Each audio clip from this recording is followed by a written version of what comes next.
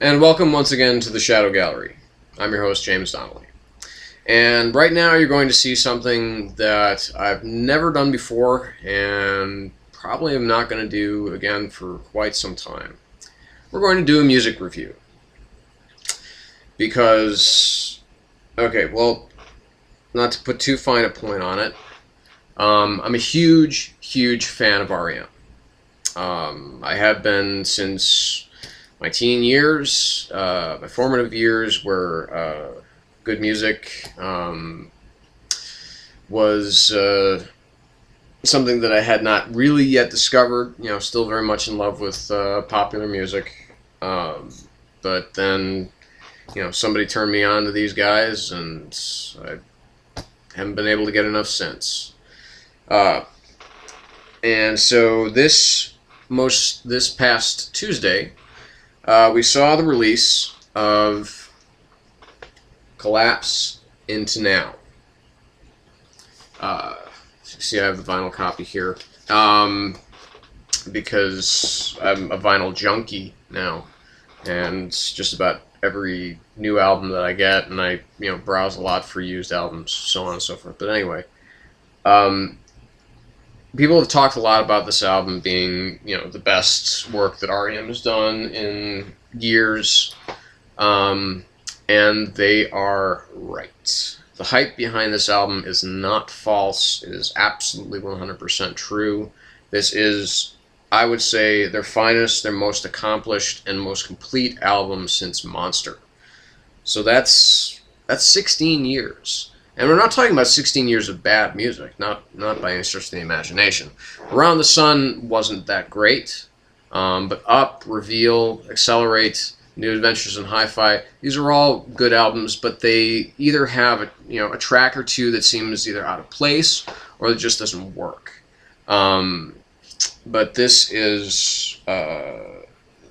ushers them kind of back into the era of when they were on top of the world, where they could not be stopped. They were, rock gods. So we're going to break the album down kind of track by track here.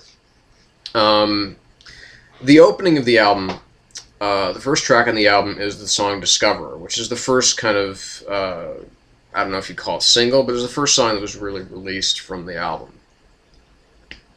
Now, Discover is, I would say, probably since Monster, it's the most anthemic, the most pounding opening track that R.E.M's had in all of these years.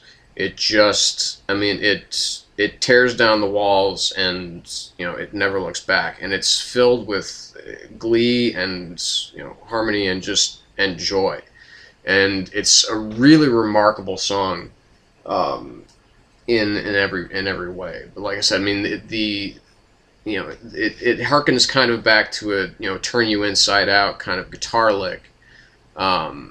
So that's obviously a good thing. So then we get to now.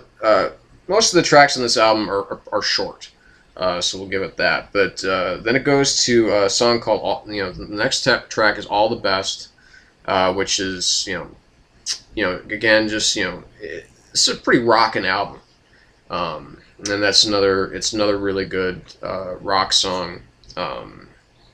Then the third track, Uberlin, is it's a little bit more down, not down, but it's their only really kind of overtly socio-political song on the album, because it has to do with New Orleans and Hurricane Katrina, and it's a beautiful song. Michael sings his heart out, and it really it's just amazing.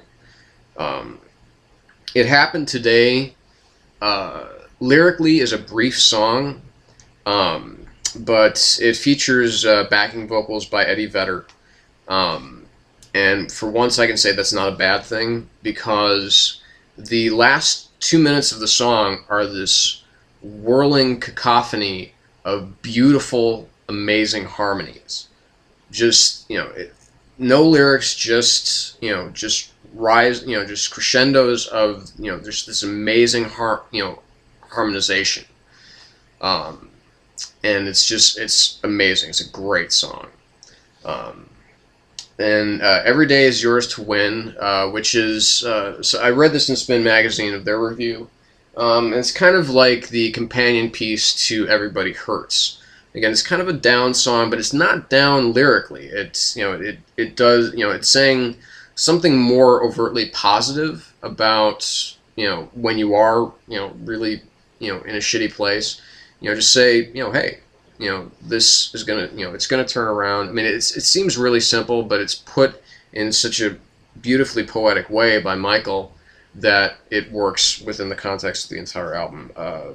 And we get to Mine Smell Like Honey, another, great rockin' song, and it's, it seems to be, maybe a little sexual in nature, not overtly by any stretch of the imagination. Maybe that's a little subliminal. Maybe that's just me. That's one of the great things about Michael Stipe's lyrics is that you can take one of their songs, you can put any spin on it you want, pretty much. I mean, harkening back to their earliest stuff. I mean, you don't know what they're talking about, but whatever take that you put on the song is what works for you, emotionally. Walk It Back is the next track. This is the only kind of, I wasn't too sure about it, but then I still listened to it and listened to the song a couple more times and just was really enjoying what what the song has to say. Again, I mean, it's a very it's an uplifting album. It really is.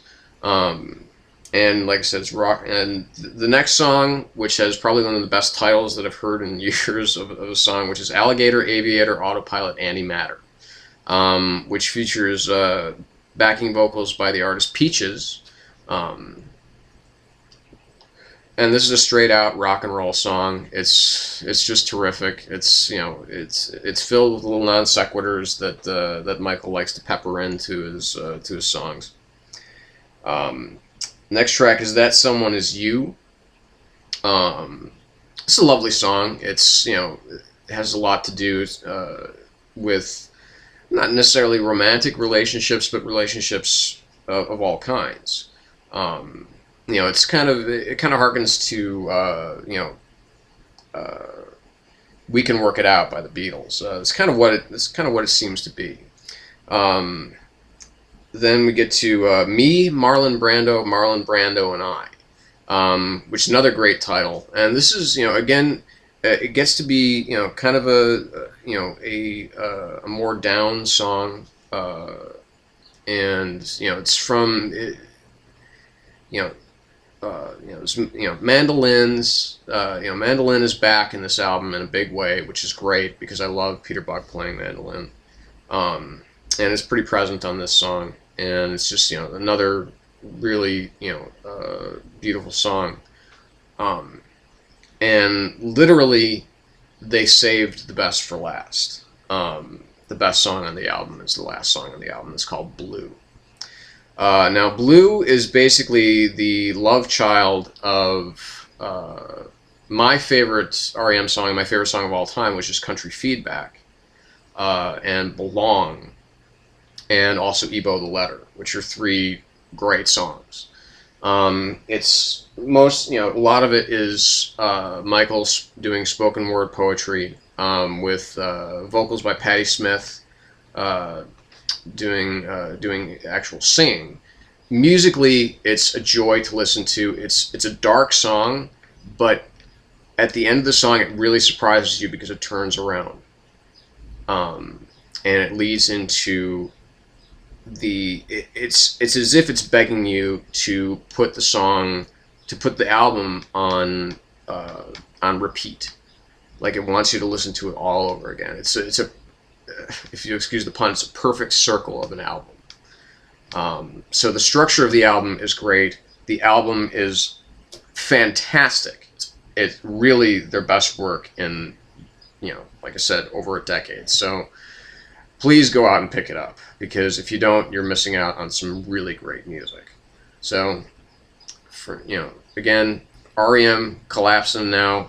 get the vinyl, get the got the deluxe on Amazon, get it later.